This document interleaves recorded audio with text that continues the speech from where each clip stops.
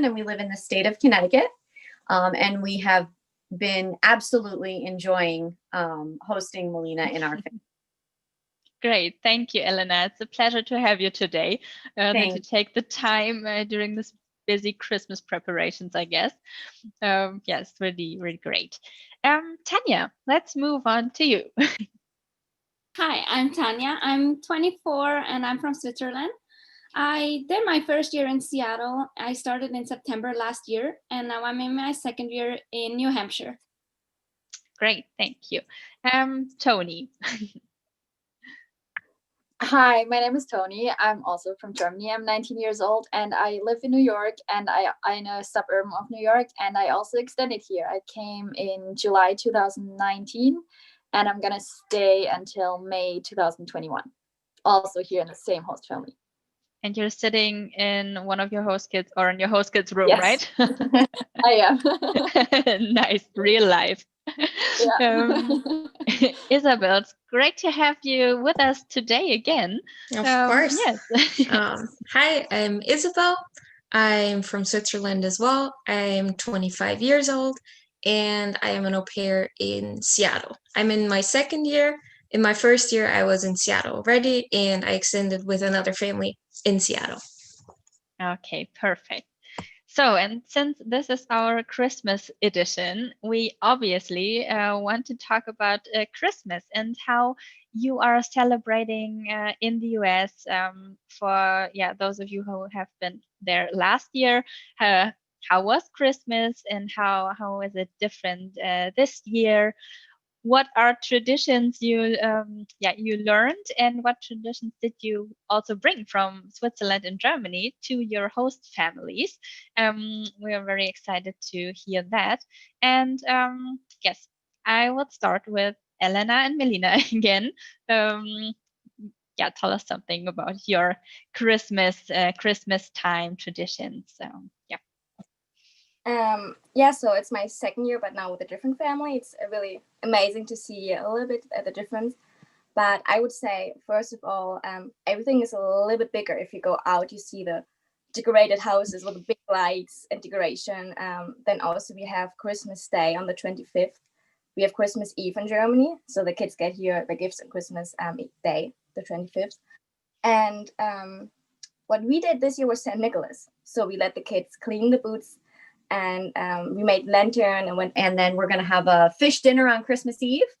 We're going to have a lot of fun, and we're going to wake up and have a nice breakfast and open gifts. And you have snow already. That's correct, right? That's something. All of you are almost nodding.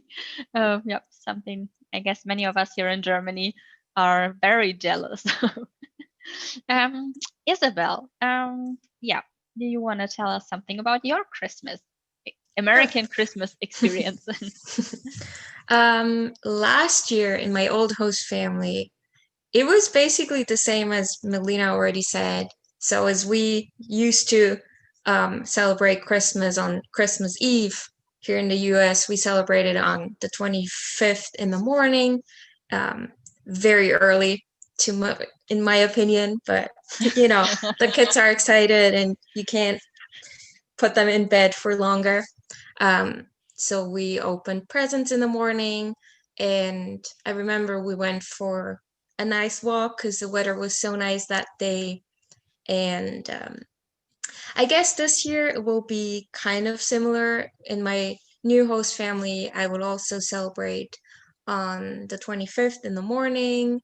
And then I got very lucky and I have a week off after that, which I'm gonna spend a couple days with them before they go on ski vacation.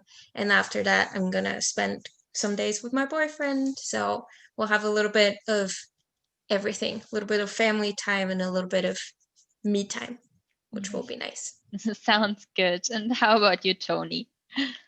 How is it in New York? Have you been to the Rockefeller Center to the Christmas tree? I think it's something you have to do when you're in New York. But it's so crowded. It's like not nice anymore. It's so crowded.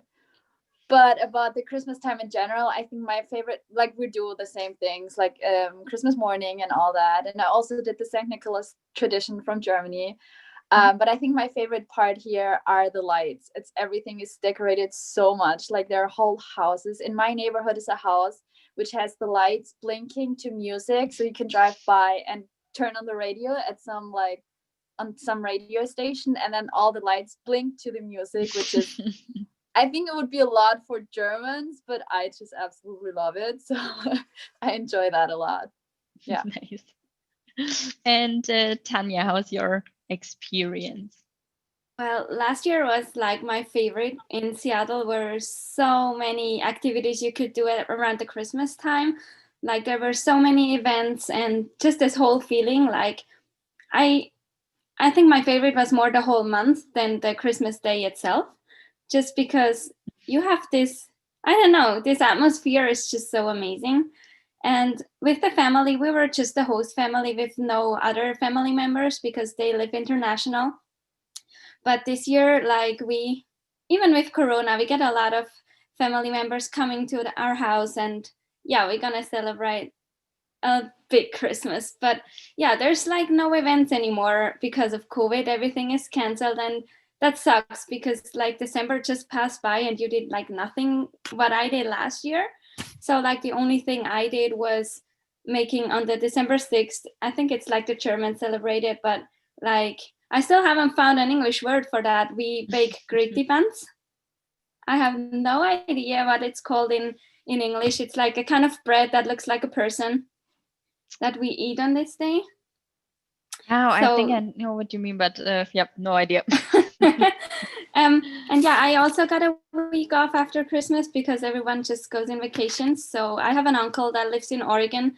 So I thought about just traveling on my own, but in this time it's not super fun. So yeah, I just go a week visiting my uncle in Oregon in a farm. Nice. And one question we received quite often is if you have experienced homesickness or how you handle it. Just feel free to unmute, and whoever wants to talk, just tell us how that was for you.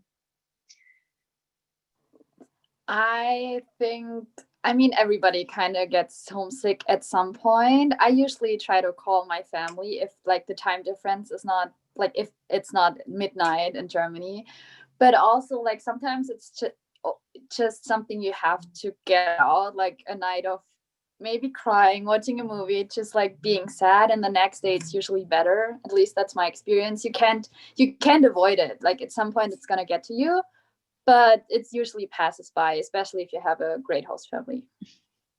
That's what I would say. Maybe Elena, from a host mom's perspective, have you experienced this with future former au pairs, or what do you do as a host family to help au pairs? Trying to recognize when something may be off, and then just giving a hug, or letting the au pair know that you're here to talk. And I think it's really important to keep busy. It seems to be that whenever we're busy as a family, and especially during coronavirus, when we can't be as social as we want, or kind of restricted and things are not open, we've been sure to do hikes as a family, or just spend a lot of time together and find safe activities that we can do. And oftentimes I find if the au pair is busy, and if the au pair has time to speak to their own family, you can usually control the homesickness. But I do think Tony is correct. I think it's really good to confront it and admit it and speak to your host family about it, because it's that support system and that second family that you've made that provides a wonderful, loving support system. But Perfect. she actually, all the morning, if she sees me, she kind of knows if I'm having a good day or not, or I'm worried about something. So she's always coming there sometimes and just giving me a hug. And we for Christmas Day, my family sent some gifts also for the kids. And then we wanna FaceTime with them maybe and include them in our day. So we are including 2 families and put them together. That's nice to share your lives kind of, and also show how you're celebrating now in the US. Great, thank you for the Christmas insights. And besides Christmas questions, we've received more questions about the au pair life as well as the matching process. And I would like to move on to the matching topic. And the questions we received are kind of like, what did you pay attention to when you video called with future or potential host families? What did you pay attention to?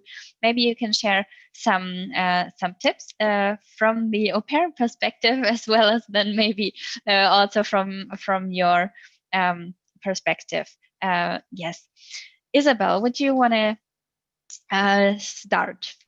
Of course. So honestly, it's been quite a while ago since I was in the matching process. But I remember for myself, when I was looking for a host family, the first thing I paid attention to was kind of the age group of the kids. Because I used to work with like younger kids. So I was personally looking for a family with younger kids. So like, I don't know, in between 3 and 7, like this kind of age. And one thing that let's put it this way, that I didn't put attention to was, in the first place, the location where the host family lives. So this is one piece of advice that I would give is do not look for a family just for the location where they live. Because in my opinion, the family can live in a nice place. Let's say everyone wants to go to New York or LA or whatever, but if you don't have a connection with that host family, then the location or the place you will live won't make it any better. So I would say rather look for like a connection with the family. Do you have the same interests? Do you have the same lifestyle, or do you don't have the same lifestyle? And do you want a whole new experience? So for me, it was very interesting because my last host family was Jewish. This was a point that I really liked, and I saw that we had a lot in common, and we just had this connection that is sometimes it's hard to explain, like, why do you choose a family? But to me, it's always, I think future au pairs hear this a lot. Just go with your gut feeling. Just go with, do you feel this connection or not? It's hard to explain, but I'm sure if you find the perfect family for you, you will have this feeling as well and see what everyone is always talking about. Nice. Great. Thank you, Isabel. Melina and Elena, what are your advices?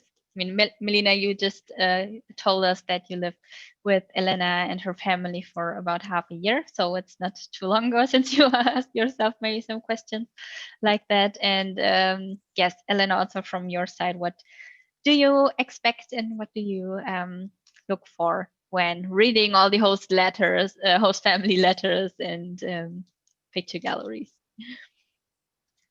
Go ahead.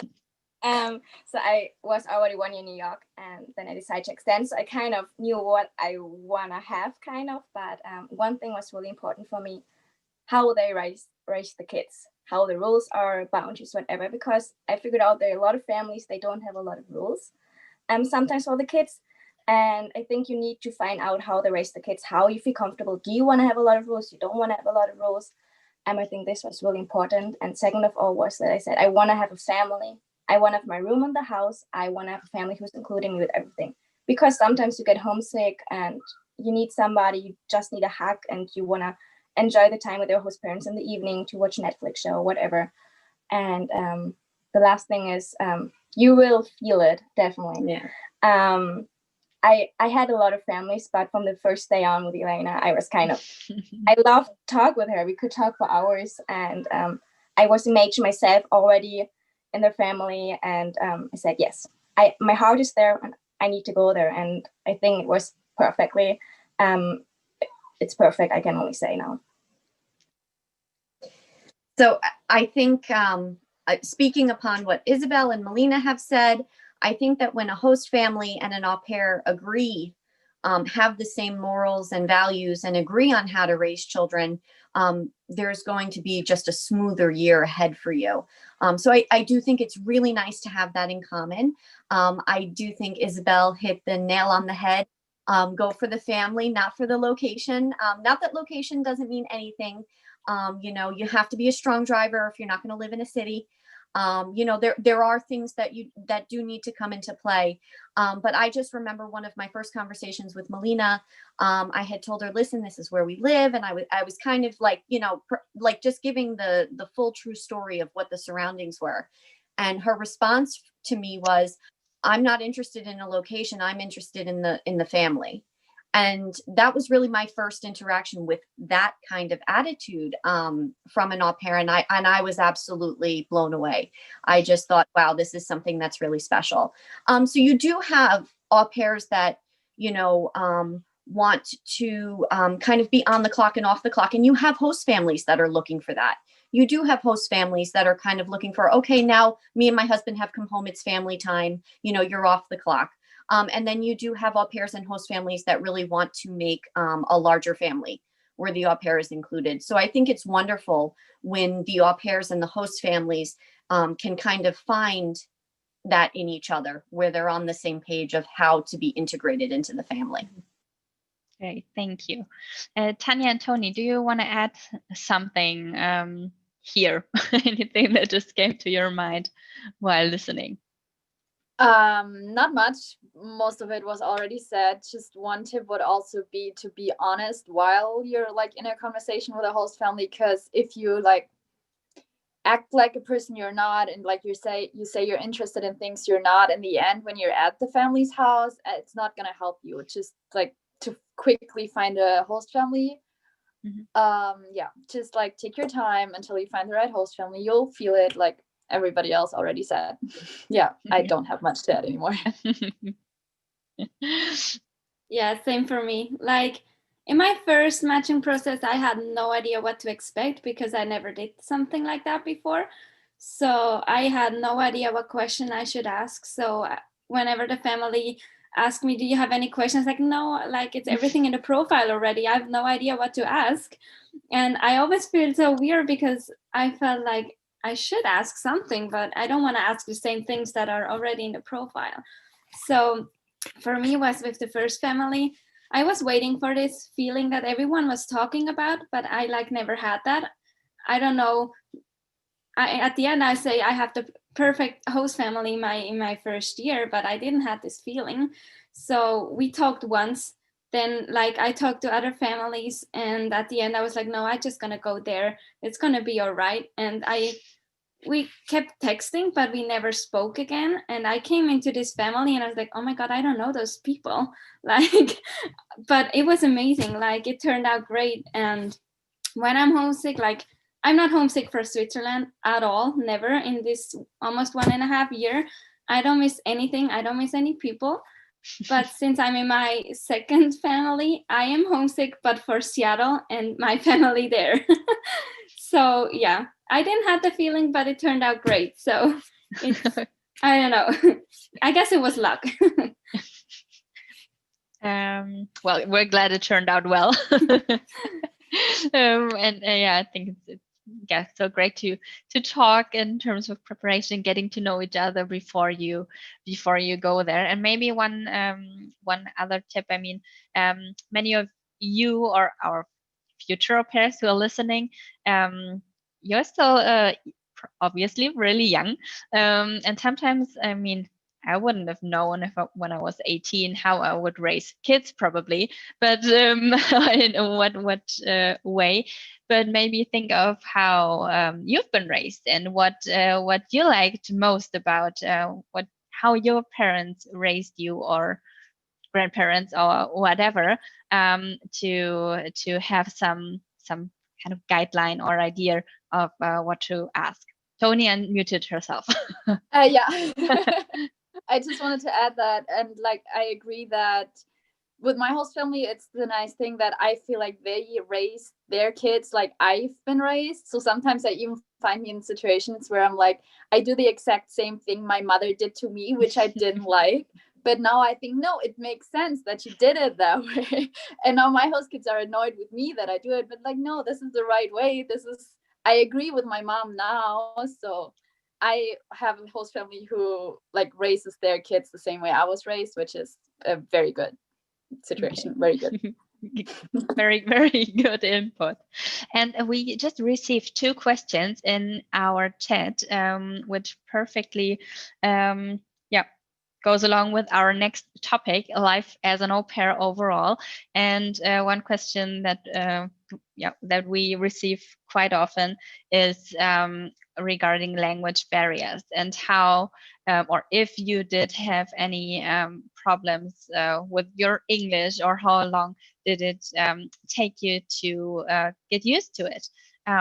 So yeah, maybe Tanya and Tony, you want to tell us about your experience?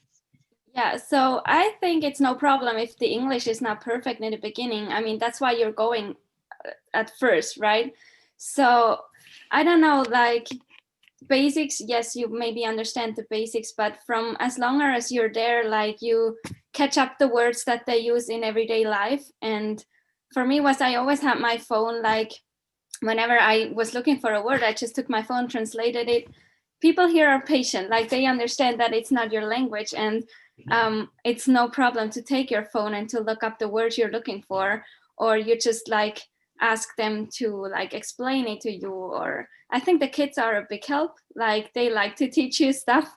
And whenever they didn't know the word they use in English for something, for example, when we were baking, I just taught them the Swiss word, and from then on we just always took the Swiss word for these utensils. So yeah, I feel like you just have to, don't be ashamed if you don't know the words, just take it with fun and you will get to know it as long as you're there. Yeah, I agree with that. Like everybody, especially like host parents, since they know they have an au pair from another country, they always understand it. What I usually do is like when I don't understand a word, I'm always asking like, what does this word mean? What does that word mean? And my host dad actually speaks German, so sometimes he can just tell me the German word, or if not, if he's not around, or if he can't think of it right now, they're just explaining it to me. And if that even doesn't work, then we just Google. Like phones are always with us. Google Translator is my best friend, so it always works out.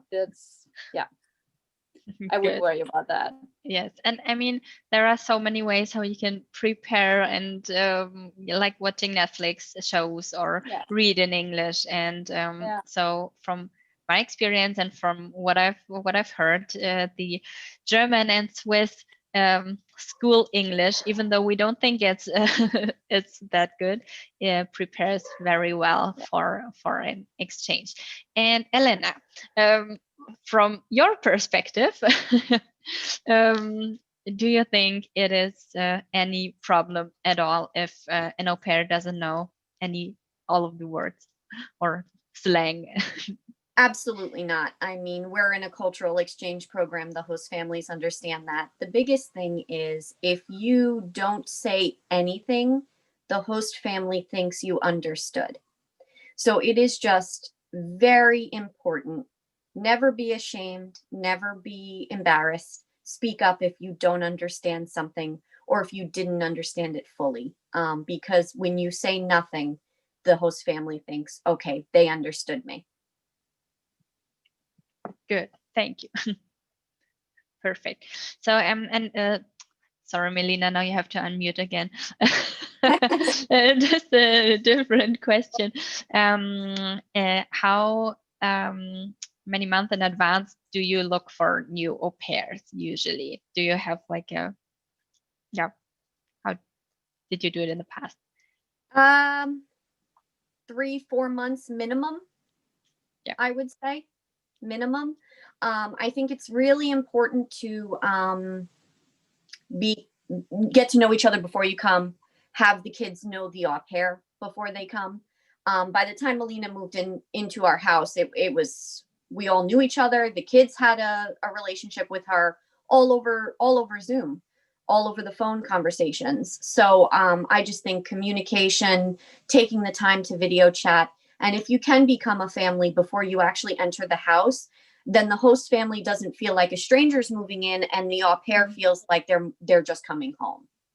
Yeah, which is really, really nice. And that also already explains your relationship to your au pairs, or that it's important that you, as we all can see, get along well and have that, yeah, close relationship. Nice. So we're actually very good in time. So would all of you maybe share your top advice for future au pairs, no matter if it's first days in the US, if it's the profile or matching phase, just anything that comes to your mind? I was actually thinking about it earlier because my host mom asked me, so how is the Zoom gonna go? So I looked all the questions up, and I think my number one advice is that as an au pair, you should spend some of your free time with your host family too, because that's the time when you actually connect. And you also, when you're working and you're with a host family, like, you can have a great time, but you always have to like keep an eye on them a little more. And when you actually spend your free time, when you don't have to, you can like do more fun stuff without actually like having them do chores or do this or like cook or something. So you can like just focus on the kids and have fun time together. Or also over the holidays, all those family activities, like those I always like to take part in it, and I enjoy a lot. And that also, I feel like, brought me closer to the host family. So yeah, not all of it. We all need our space. We all need our time, but a little bit, just so the host family also sees that you make an effort, and yeah, so that you can have a good time. Thank you, Tony. Who wants to go next? I can go next. I agree with that. My number one is maybe more, I used to be like my whole life this super shy person that I don't like going to new people. But since I'm here, like, I knew I have no other choice, and it felt so easy. Like, I was super worried about that before I came, but yeah, it just comes on its own, and you speak to everyone, and it's awesome. But like, what's for me really important is I came here to like work also on my English. And I had in my first au pair group that I had in Seattle almost just South American people. And they are known for just staying in their group and with their people with the same language. And they go home at the end and their English is not super good because they just always speak Spanish.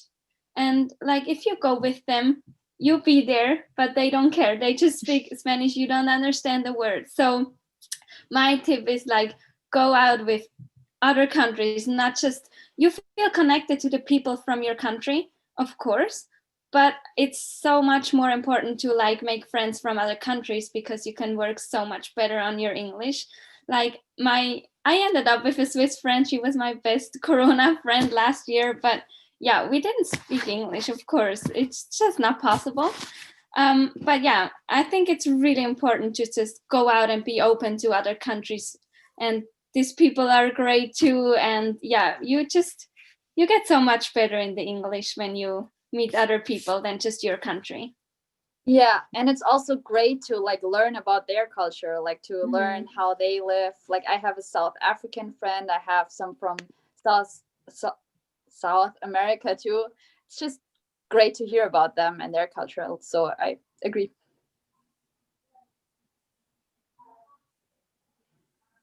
I would totally agree with Tanya and Tony just said.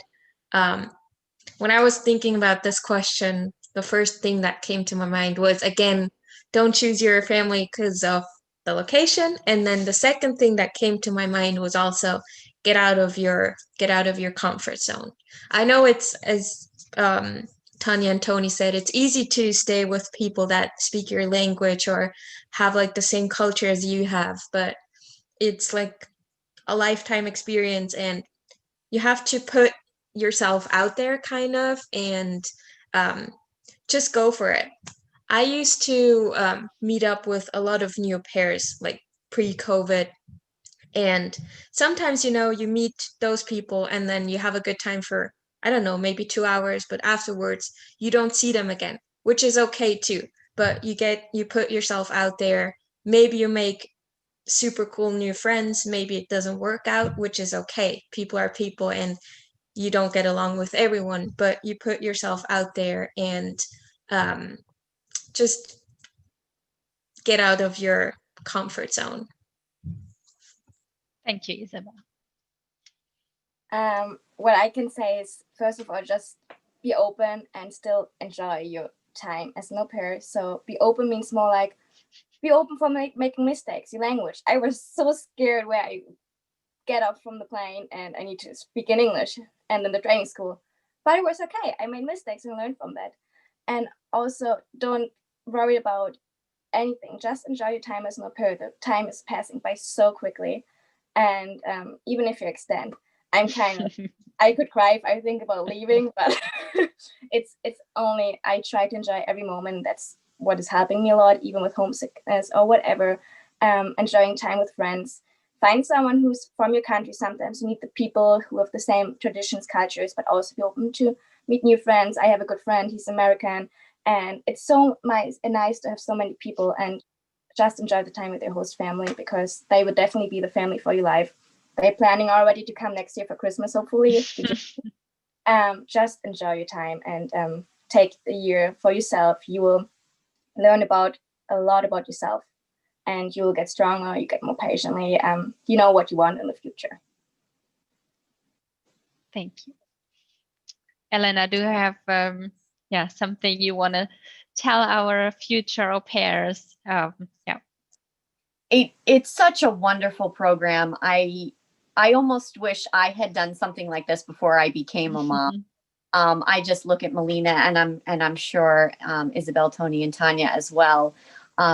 These women, if they choose in the future, will make incredible mothers, and they have learned so much, and they've enriched these children's lives in this other country. So this au pair program is truly amazing. It is work. But it is an amazing program, and being a positive influence and finding that right family, you're going to have an amazing year, if not longer. And you're going to have hopefully a wonderful impact from your host family, and you will be an amazing impact on them as well. Perfect. Thank you. I think this is a great conclusion, and should encourage everyone and all of us to be open and to try new things, and to meet their second or third, or however long you want to extend the family. We have received one last question. Maybe we can answer that. I found it in between all your Instagram accounts. Do you travel with your host families pre-corona or future plans? So yes, I did. I knew, I heard from conversations last year that my family was planning to go to Hawaii in February, and so I didn't want to ask directly to can I come with you, because I don't feel comfortable asking something like that. So I kind of more every now and then mentioned my interest in Hawaii, and so it ended up they asked me if I want to join, so it was perfect. And I kind of spent half of the time we had vacation on my own on another island, and then with a friend that came with me, and then we spent the second half with the family, and that was awesome, of course. And so actually they invited me again, even if I'm not the au pair anymore. I go this February, if Corona allows it, again with them, and I'm super excited to see them again.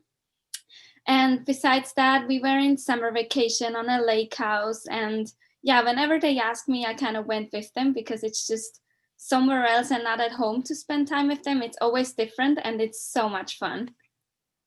Nice. Thank you, Tanya.